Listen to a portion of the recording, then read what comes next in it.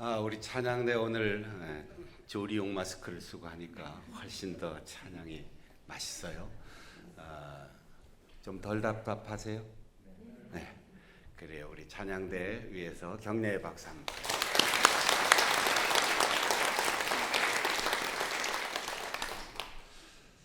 우리가 살아가는 이 시대를 다양하게 표현하는 가운데 비대면 시대,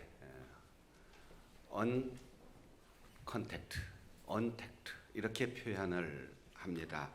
서로 보지 않고도 미워서가 아니고 거리감이 생기지 않고 그렇게도 소통하고 그렇게도 정이 들고 그렇게도 합심해서 서로 협력해 갈 수 있다는 뜻이죠.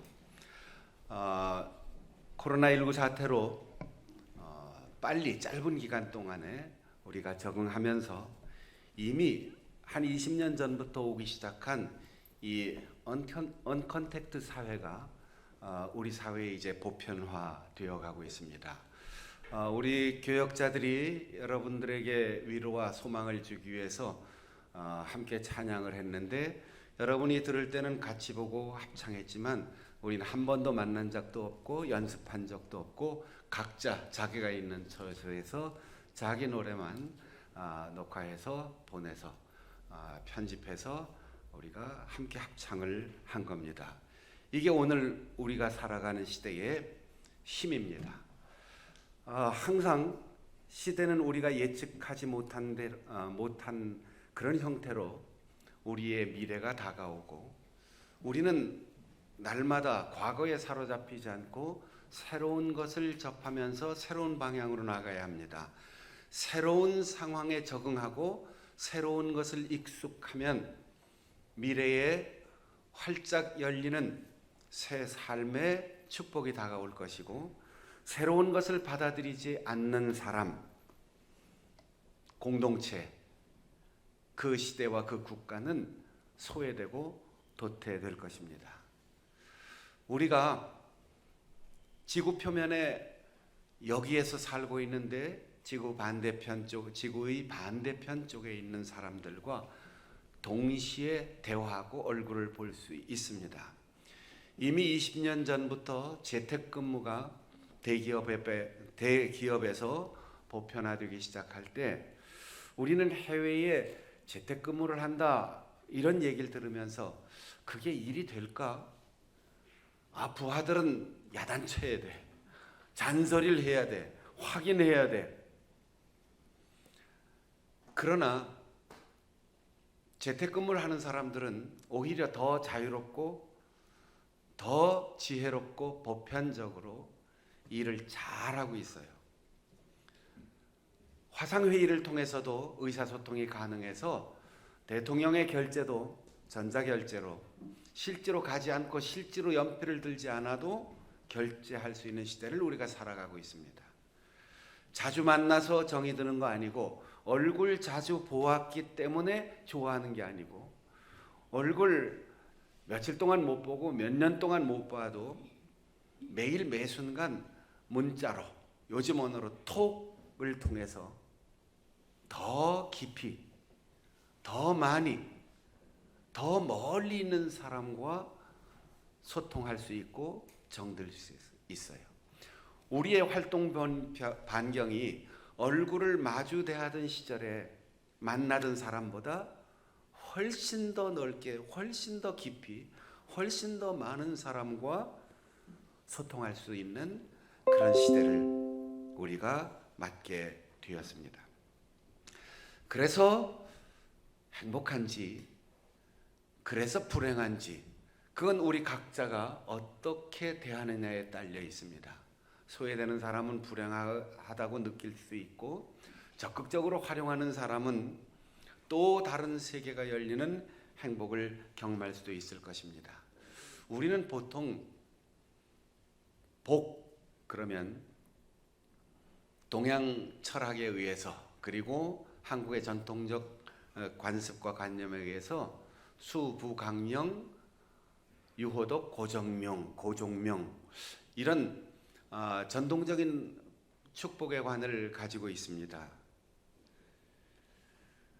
지금 여기에 살고 계시는 분들은 거의 120년을 살 가능성이 많은 분들이 120세를 사는 사람, 그리고 앞으로 지금 태어나서 우리가 기르는 아이들은 150세를 살 수 있다고 해요.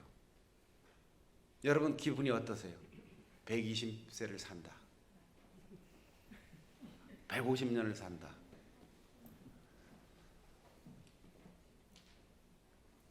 얼마나 오래 사느냐, 이게 복의 조건이 아닌 시대를 우리가 살고 있습니다. 옛날에 평균 수명이 30, 40, 50, 최장수해야 60세 살면 참 오래 살았다. 그리고 70 사는 사람이 아주 희귀했다. 그래서 인생 70, 고래희 이렇게 표현했는데 그때는 오래 사는 게 복이었어요. 근데 이제 인공적으로 수명을 연장시켜 가면서 50대 후반에 경제적 활동을 다 멈추고 대기업에서 떵떵거리던 분들이 이제는 노후를 외롭게 보내든지 아니면 비정규 또 불규칙적으로 근무하는 그런 일용 노동직으로 일하면서 오래 사는 것을 소망했는데 오래 사는 게 복이 아니구나 하는 걸 조금씩 느끼는 시대를 살고 있어요. 내가 원하든 원치 않든 내가 의식을 잃으면 인공으로 연명장치를 나에게 달고 나는 시끄럽고 나는 고통스럽고 나는 답답한데 법률적으로 인공 연명장치를 떼지 못하는 세상을 중환자실에서 그리고 요양원에서 보내고 있는 사람들도 있어요. 복의 개념이 환경과 시대와 여건에 따라서 달라질 수 있다는 거죠. 베드로 사도는 처음 예수님을 만났을 때 지금까지 자기가 겪고 지금까지 자기가 교육받고 지금까지 자기가 경험한 자기 삶의 테두리 안에서 하나님 나라와 메시아를 이해했습니다. 그분이 오시면 다윗의 왕국을 세울 것이다. 예루살렘이 세계의 중심이 될 것이다. 다윗처럼 칼과 창과 지혜로 로마 제국을 몰아내고 전 세계 유대인들이 가장 우수하다는 것을 알리고 전 세계를 지배하는 그것이 하나님의 나라가 될 것이다. 가룟 유다를 비롯한 모든 제자들과 주님을 따르는 사람들이 그렇게 예상했습니다. 당연하죠. 그런데 베드로는 그것이 아니라는 사실을 깨달으면서 예수 같은 건 난 알지도 못한다 부인하는 배신자가 되었어요. 가룟 유다는 계산이 정확한 사람이고 사람의 심리를 잘 아는 사람이었습니다. 칼과 창이 아니야? 말이 아니야? 예루살렘 궁전이나 세계를 정복하고 군사적인 힘으로 세계 강국 우위를 점하는 게 아니야? 아니 예수님이 귀신을 쫓아내고 풍랑을 잔잔하게 하고 죽은 자를 살리시고 모든 병든 자를 치료하시는데 그 능력을 왜 사용하지 않고 억울한 누명을 쓰고 무능력하게 십자가에 달려 죽으시겠다는 얘기를 자꾸 하는가? 그래, 내가 예수님을 도와드려야 되겠어. 이 상황에서도 예수님이 능력을 안 쓰시겠냐? 자기가 매맞고 자기가 끌려가고 십자가에 못 박혀 죽는 고통이 다가오면 남을 위해서 쓰셨던 그 능력을 쓰겠지. 그리고는 고의적으로 죽음의 상황으로 예수님을 몰아갑니다. 그런데 예수님은 칼을 접어라. 내 나라는 여기에 속한 게 아니다. 내 힘으로는 하늘에 12개 군단을 동원할 수 있지만 난 그 힘을 쓰지 않는다. 내가 죽고 내가 떠나고 성령이 오시고 교회를 통하여 새 나라를 세울 것이다. 가룟 유다는 자기의 경험과 지식의 범주를 벗어나지 못했어요. 베드로 사도는 예수께서 부활 승천하시고 기다리라고 한 그 약속을 부여잡고 기도하는 가운데 성령으로 충만하여짐으로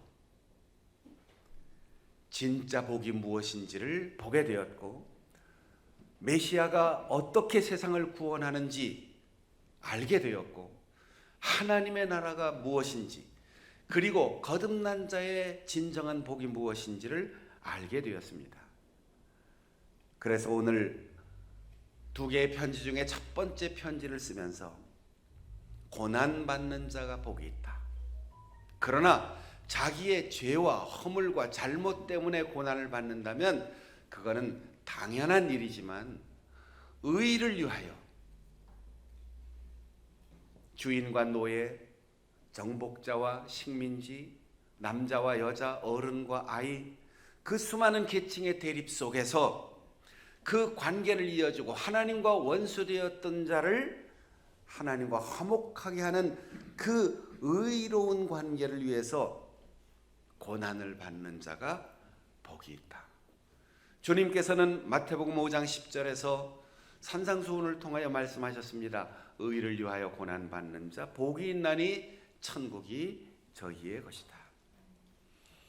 여러분, 우리가 다 나름대로 행복은 어디까지, 복은 어느 만큼 소유, 복은 어떤 무리들 속에서의 안정감, 복은 어느 정도의 계급과 위치, 명예를 얻어야 된다.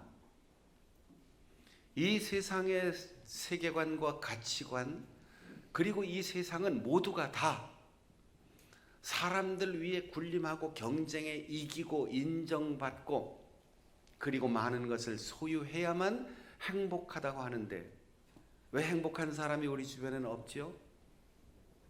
행복의 척도가 잘못되었기 때문입니다. 여러분, 너무 높이, 너무 크게, 너무 원대하게 그렇게 척도를 만들지 마세요. 이루어질 수 없는 걸 가지고 자신의 가치관을 삼고 척도를 만들어 놓으면 죽는 날까지 불행하게 살다 갑니다. 나의 형편과 나의 삶의 환경 속에서 적정선을 설정해야 돼요. 그 적정선이 우리에게 자주 이루어지고 넘는 것을 경험할 때 우리는 자주 행복하고 순간순간 행복하고 매일매일 행복하고 영원히 행복할 수 있습니다. 어떠한 과학기술도 어떠한 지혜와 지식도 어떤 시스템도 적정선을 넘어서면 그건 불행해지는 거예요. 예를 들어 원자력을 이용하는 적정선을 넘어서면 핵무기가 되어 지구를 수십 번 파괴하고도 남을 만한 두려움의 존재가 됩니다. 내가 감당할 수 없는 갑작스러운 돈이 생기면 가정에 불행이 생겨요. 로또 1등 당첨되고 남편한테 얘기도 안 하고 2년 동안 숨겼다가 발각이 되어가지고 가정이 깨어진 집이 있어요. 너무 돈이 많아서 깨어지는 거죠. 소유도 발전도, 그리고 오늘날 우리가 겪는 코로나도 비행기가 없고 빠른 이동수단이 없이 집단 도시 거주 시설이 없이 우리가 꿈 같지만 옛날처럼 산다면 중국의 어느 한 마을에서 이상한 귀질이 돌았다, 그럼 끝났을 거예요. 하루 만에 이틀 만에 전 세계를 움직일 수 있는 이 과학기술의 발달이 우리에게 뜻밖의 척도를 넘어서는 재앙으로 오게 되어 있는 거죠. 여러분, 우리 심각하게 생각해 봐야 됩니다. 계절마다 핑계 없이 이유 없이 관광버스 타고 놀러 다니는 세상이 어디 있습니까? 가족들이 단련하게 행복하게 삶의 의미를 새겨야 되는 날, 회갑이라고 칠순이라고 기념되는 날이라고 비행기 타고 해외에 나가서 1년에 한 번씩은 여행을 해야 직성이 풀리는 그런 민족, 그런 시대가 어디에 있었습니까? 우리의 과도한 욕심과 지나친 발달, 지나친 목표, 지나친 소유가 오늘 우리의 만족도를 날마다 더 떨어뜨려요.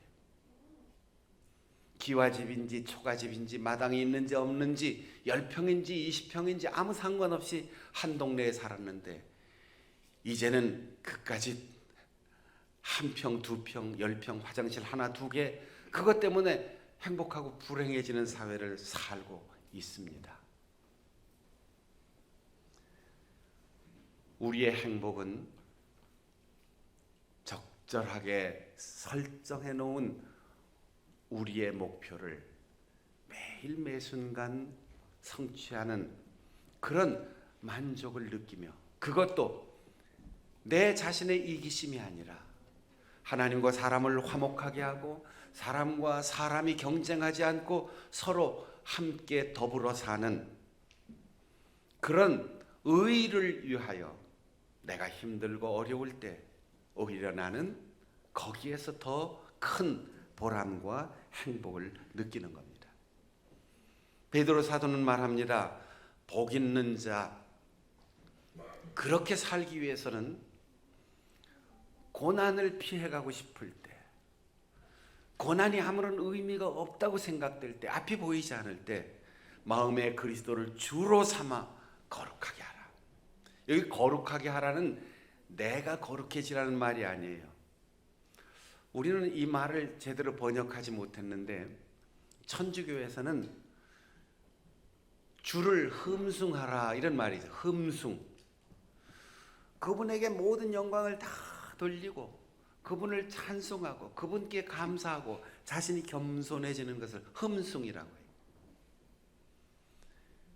내 안에 그리스도를 모시고 내가 낮아지고 그분이 주인이 되면 내 속에서 거룩하신 주님이 거하시기에 좋은 일이 있든 어려운 일이 있든 낮아지든 높아지든 아무 상관없이 그분께 영광을 돌리고 그분께 감사하며 살기 때문에 우리의 삶이 거룩해진다는 거죠. 마음에 그리스도를 모셔라. 인류학을 연구하고 문화사를 연구하는 분들이 인간에 대해서 여러 가지 명칭을 붙였어요. 진화론적인 그 단계를 우리는 동의하지 않지만 이름을 이렇게 붙였습니다. 동물에서 인간으로 발전하는 단계에서 가장 위에 있는 인류의 조상을 호모 하빌리스라고 했어요. 연장을 쓴다, 손을 쓴다. 여러분 손 좀 써봐 그러잖아요. 도구를 쓰는 인간 호모 하빌리스, 거기에서 오랜 세월 지나고 나서 호모 에렉투스, 구부리고 네 발로 기다가 사람이 두 발로 똑바로 서게 곧선 사람이 되었다는 거예요. 그때 불을 사용할 줄 알게 되고 불로 생식하던 것을 익혀 먹으면서 여유 시간이 많아지므로 두뇌가 발전하게 됐다는 거죠.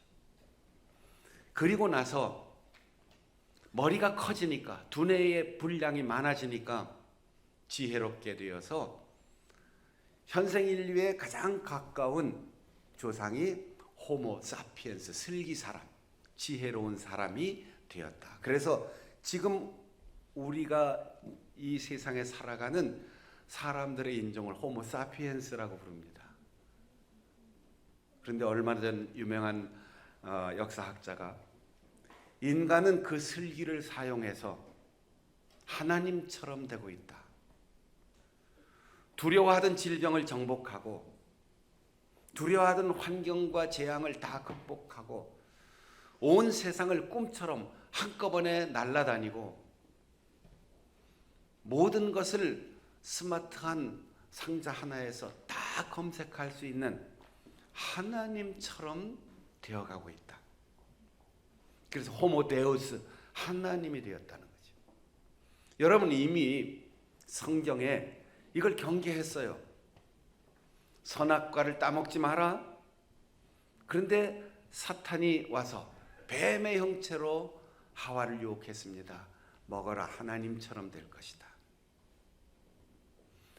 하나님은 이 세상에 번성하기 시작한 에덴 동산 밖의 인류들에게 흩어져라, 땅을 정복하고 다스려서 내가 이 세상을 만든 것 너희들에게 맡겨줄 테니까 내 마음으로 이 세상을 잘 가꾸고 보호해 줘라. 그렇게 명령했음에도 불구하고 아무런 지형지물도 보이지 않는 널따란 시날 평야, 지금의 터키 지역, 이란 메소포타미아 지역으로 행진하다가 두려워졌습니다. 그래서 멈추자. 하나님은 가라고 했지만 우리는 여기에 있자. 하나님은 흩어지라고 했지만 흩어짐을 면하기 위해서 탑을 쌓자. 그 탑 꼭대기가 하늘에 닿도록 우리의 이름을 내고 우리의 흩어짐을 면할 수 있는 탑을 쌓자. 하나님처럼 되고 싶다는 거죠. 하나님께서 오셔서 하나님의 뜻과 달리 가는 그들의 건축, 과학, 그리고 모든 문명의 소통이 불가능하게 만드셨어요. 그리고 바벨탑을 쌓는 작업이 중단되어 버렸습니다. 그리고 인간은 흩어져 버렸습니다. 그리고 오랜 세월이 지난 후 예수님께서 세상을 떠나기 전 제자들에게 말씀하셨습니다. 내가 떠남을 서러워하지 마라. 근심하고 염려하지 마라. 내가 또 다른 보혜사를 약속한다.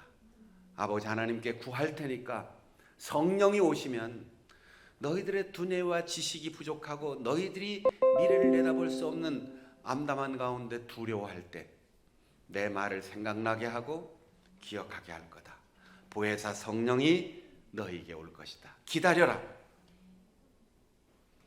그때 제자들을 비롯한 120여 명이 다락방에서 기도하고 기도하는 가운데 마침내 성령이 오시니까 함께 움직이던 사람들이 소통이 안 되어 흩어졌던 바벨의 저주가 풀리고 전 세계에 흩어져 있던 사람들이 함께 모여서 사도들의 설교를 각기 자기 나라 말로 듣는 소통의 역사가 일어났습니다. 여러분 같은 모국어를 쓰는데 부부간에 대화가 안 되십니까? 뭔 말이요?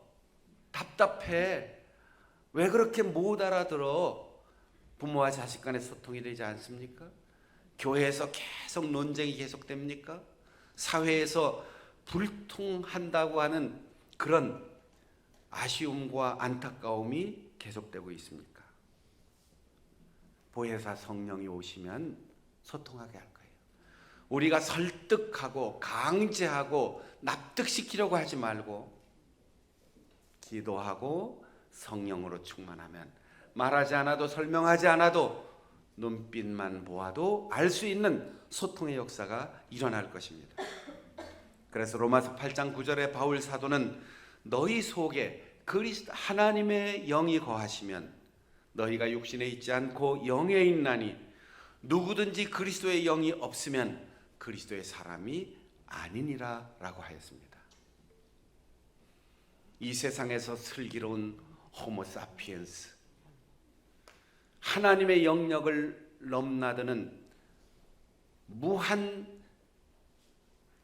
견제장치가 없는 인간의 오만함 호모데우스, 이 사이에서 우리는 하나님의 영으로 충만하여 호모 스피리투스, 영적인 사람이 되어야 합니다.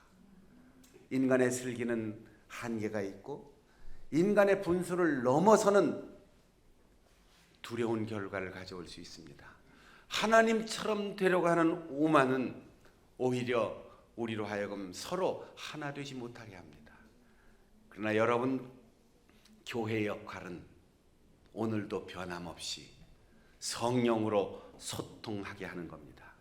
성령 충만한 거룩한 주님을 모시는 사람, 의를 위하여 고난받는 사람 어떻게 살아갑니까? 그 태도를, 소망의 이유를 묻는 자, 이 고난과 박해 속에서도 희망의 끈을 놓지 않는 자, 그 이유를 묻는 자들이 있다면 항상 대답할 준비를 해야 하되, 무슨 말을 해야 할지가 아니라 온유하고 두려워하는 태도로 말하라. 여러분, 정말 옳은 말을 기분 나쁘게 하는 사람이 있어요. 그런데 어렵고 힘든 얘기를 아주 기분 좋게 부드럽게 하는 사람이 있어요. 그리스도인은, 성령 충만한 사람은 온유하고 두려움을 가지고 대화해야 된다는 거예요. 왜 그럴까요? 오만한 태도나 비판적인 태도나 자만하는 마음은 다른 사람과의 관계의 벽이 막히기 때문입니다. 우리가 교회 안에서 사람을 대할 때도, 밖에서 누군가 믿지 않는 사람을 대할 때도 썩어질 세상, 망해야 할 세상, 교회 밖에는 구원이 없어, 마귀의 자녀, 우리는 선택받은 하나님의 백성, 이런 오만한 태도를 버려야 된다는 거예요. 은혜 아니면 나도 버림받을 수 있어. 하나님의 은혜 때문에 내가 구원받은 거예요. 지금은 그 사람이 예수를 알지 못하지만 나를 위하여 십자가에 죽으시고 값없이 나에게 구원을 주신 그분이 저 사람에게 은혜를 주면 나보다 더 크게, 나보다 더 위대하게 쓰임받을 수 있을 거야. 언젠가 저 사람이 복음 전도자를 만날 때 나의 오만한 태도 때문에 교회로 오고 싶은 마음이 사라지지 않을까. 두려운 마음을 가지고 사람을 대해야 된다는 거예요. 내가 전도하지 못하면 다른 사람이 전도할 수 있도록 두려운 마음으로 사람을 대해야 된다는 거예요. 예수님이 나를 위하여 피 흘리시고 살을 찢기시고 목숨까지 주신 그 사랑으로 사랑하는 그 사람을 무시하지 말고 살아야 된다는 거예요. 모르면 두려워지고 불안해집니다. 알면 마음이 편안해지고 소망을 갖게 되는 거죠. 선한 양심을 가지라.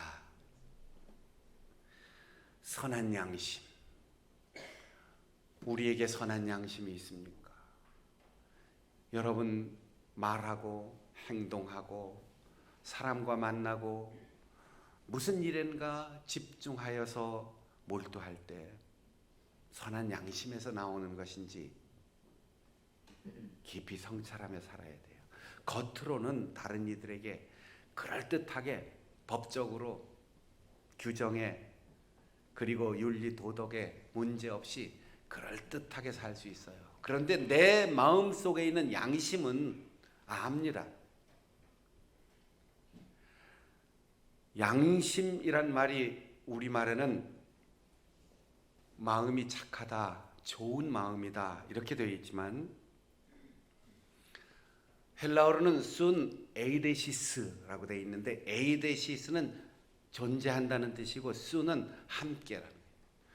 우리가 내 존재와 함께 생각하지 못할 때가 있어요.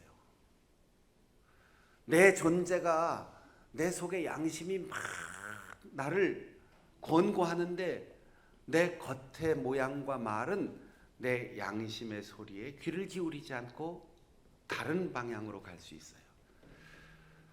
우리가 선한 양심을 가지라고 베드로 사도가 교훈할 때는 내 마음과 내 말과 내 행동이 일치되어야 된다는 거예요. 그래서 이 soon, 함께라는 말이 영어로 가면 제일 먼저 심포니, 소리가 각자 다른 소리가 나요. 악기가 다 달라요. 목소리도 다 달라요. 음계도 다 달라요. 박자도 다를 수 있어요. 그런데 함께 간다는 거죠. 같은 소리가 난대요. 화음이 이루어지는 거죠. 사회관계 심리에서는 심파티라는 말이 있어요.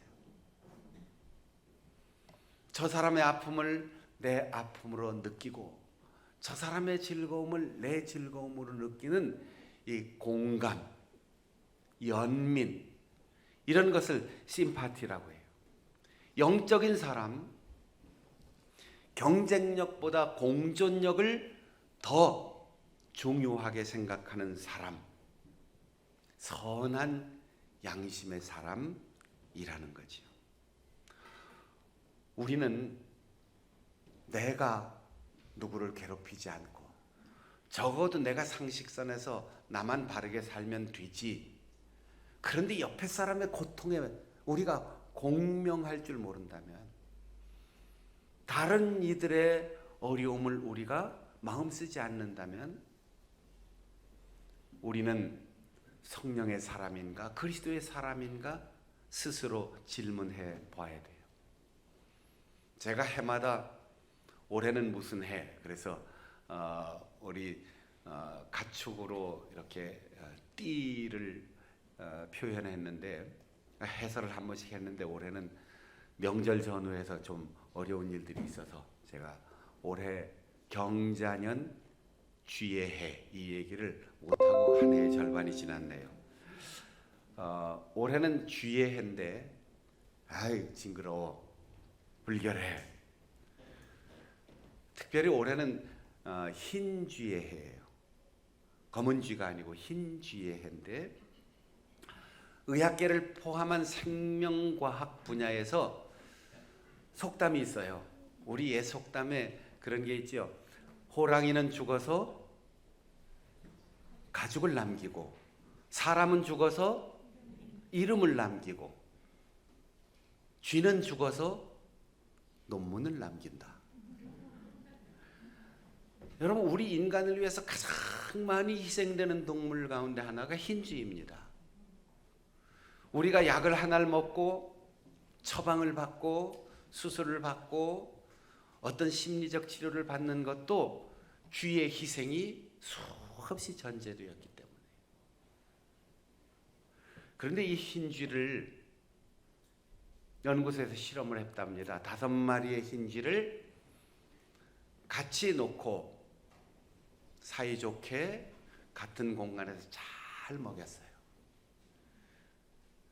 그리고 함께 친구가 되게 하고 잘 먹고 편안하게 있다가 어느 날 칸막이를 했습니다. 1마리를 따로, 4마리를 따로. 그리고 1마리가 있는 곳에 지렛대를 설치하고 그 쥐가 먹을 것이 필요할 때 그 지렛대를 누르도록 훈련을 시켰습니다. 그래서 이 1마리 쥐가 배가 고프면 가서 눌러요. 그럼 먹이가 나와요. 그래서 맛있게 먹고 배불렀어요. 그러나 실험실에 이 지렛대를 누르는 순간 1마리 쥐에게는 음식이 나오지만 전기장치가 되어 있어서 4마리 쥐에게는 죽지 않을 만큼의 고통의 전기가 흘러요. 그래서 고통스러워서 울부짖고 신음을 합니다. 1번, 2번 반복하는 가운데 이 1마리의 쥐가 내가 먹으면 내 친구들이 고통을 당한다, 이걸 깨닫고 먹기를 거부하기 시작했어요. 쥐도 연민을 느끼고 동정하고 공감을 하더라는 거예요.